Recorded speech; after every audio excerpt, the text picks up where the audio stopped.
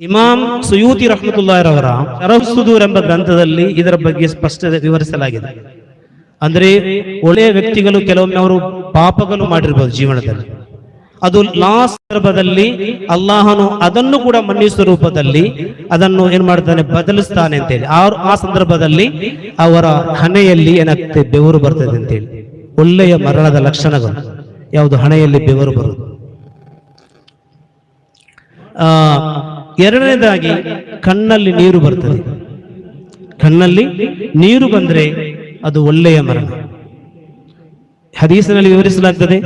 ಮೂರನೇದಾಗಿ ಅವರ ಮೂಗಿನ ಹೊಳ್ಳೆಗಳು ಬಿರಿದಿರ್ತದೆ, ಬಿರಿದು ಹೀಗೆ ತೆರೆದಿರ್ತದೆ. ಅಂತಹ ಲಕ್ಷಣಗಳು ಯಾರದ್ದಾದ್ರು ಕಂಡ್ರೆ ಅದು ಒಳ್ಳೆಯ ಮರಣ ಅಂತೇಳಿ. ಅಂತಹ ಲಕ್ಷಣ ಮರಣ ಹೊಂದುವ ಸಂದರ್ಭದಲ್ಲಿ ಎಲ್ಲರಿಗೂ ಅಲ್ಲಾಹ್ ನೀಡಿ ಅನುಗ್ರಹಿಸಲಿ. ಸಾದಿರ್ ವಲಿಯುಲ್ಲಾಹ್ ಅವರ ಬರಕತ್ತಿನಿಂದ ಅಲ್ಲಾಹನು ಅತ್ಯಂತ ಲಾ ಇಲಾಹ ಇಲ್ಲಲ್ಲಾಹ್ ಎಂಬ ಅತ್ಯಂತ ಶ್ರೇಷ್ಠವಾದ ಕಲಿಮತು ತೌಹೀದನ್ನು ಉಚ್ಚರಿಸುತ್ತಾ ಸಂತೋಷದಿಂದ ಇಲ್ಲಿಂದ ವಿರಮಿಸಲು ಅಲ್ಲಾಹ್ ತೌಫೀಕ್ ನೀಡಲಿ.